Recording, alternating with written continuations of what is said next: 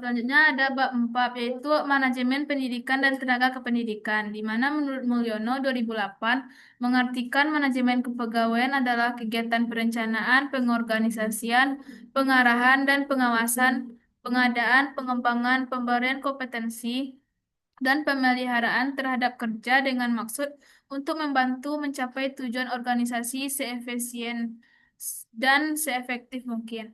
Kebutuhan para pegawai dapat dilayani dengan sebaik-baiknya dan produktivitas kerja dapat meningkat. Lalu ada ruang lingkup manajemen pendidikan. Menurut Mulyasa 2017, manajemen tenaga kependidikan mencakup eh, perencanaan pegawai, di mana merupakan kegiatan untuk menentukan kegiatan pegawai baik secara kuantitatif maupun kualitatif untuk sekarang dan masa depan. Lalu ada pengadaan pegawai. Kegiatan untuk memenuhi kebutuhan pegawai pada suatu lembaga baik jumlah maupun kualitasnya. Lalu ada pembinaan dan pengembangan pegawai, di mana penempatan tenaga pendidik dan kependidikan berkaitan eh, dengan kecocokan seorang dengan jabatan yang akan dipegang dan tugas yang akan dilaksanakan. Lalu ada promosi dan mutasi pegawai.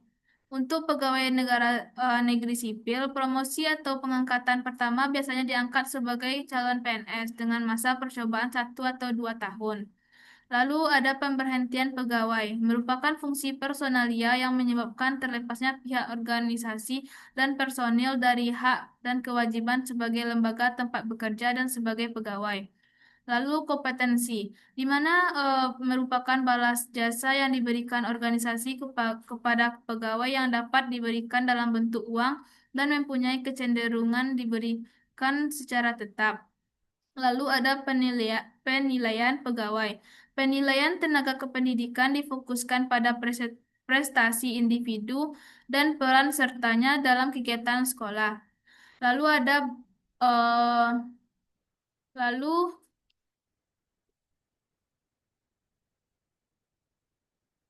bab limanya yaitu tentang manajemen sarana dan prasarana pendidikan. Yang pertama itu pengertian manajemen sarana dan prasarana pendidikan. Sarana pendidikan adalah semua fasilitas peralatan, perlengkapan, bahan, dan perabotan yang secara langsung digunakan dalam proses belajar mengajar, baik yang bergerak maupun yang tidak bergerak, agar pencapaian tujuan pendidikan berjalan dengan lancar, teratur, dan efektif. Adapun prasarana pendidikan adalah fasilitas secara tidak langsung menunjang jalannya proses pendidikan atau pengajaran seperti halaman, kebun, tata tertib, dan sebagainya. Lalu ada perencanaan sarana dan prasarana pendidikan. Di sini ada hasil perencanaan akan menjadi pedoman dalam melaksanakan dan dalam pelaksanaan dan pengendalian, bahkan penilaian untuk perbaikan selanjutnya.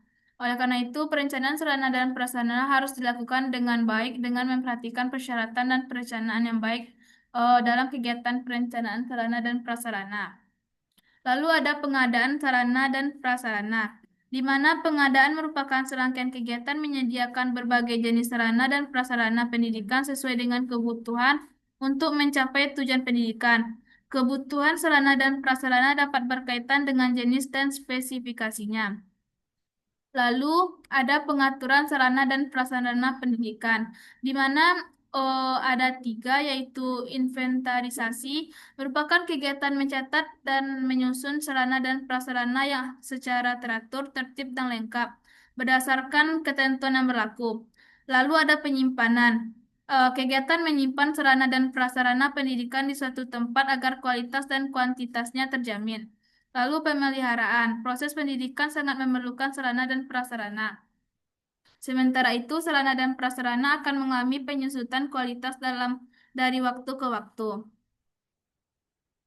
Lalu ada penggunaan sarana dan prasarana pendidikan. Penggunaan dapat dikatakan sebagai kegiatan pemanfaatan sarana dan prasarana pendidikan untuk mencapai proses pendidikan demi mencapainya tujuan pendidikan. Ada 2 prinsip menurut Depdiknas 2008, yaitu harus diperhatikan dalam pemakaian perlengkapan pendidikan, yaitu prinsip efektivitas dan prinsip efisiensi. di mana prinsip efektivitas berarti semua pemakaian perlengkapan pendidikan di sekolah harus ditujukan semata-mata dalam memperlancar pencapaian tujuan pendidikan sekolah. Sedangkan prinsip efisiensi berarti pemakaian semua perlengkapan pendidikan secara hemat dan hati-hati sehingga semua perlengkapan yang ada tidak mudah habis, rusak, atau hilang. Lalu ada penghapusan celana dan prasarana pendidikan. Merupakan kegiatan pembebasan celana dan prasarana dari pertanggungjawaban yang berlaku dengan alasan yang dapat dipertanggungjawabkan. Secara lebih operasional, penghapusan celana dan prasarana adalah proses kegiatan yang bertujuan untuk mengeluarkan atau menghilangkan celana dan prasarana dari daftar inventarisasi karena sarana dan prasarana sudah dianggap tidak berfungsi sebagaimana yang diharapkan, terutama untuk kepentingan pelaksanaan pembelajaran sekolah. Lalu ada jenis-jenis dan fungsi sarana dan prasarana pendidikan.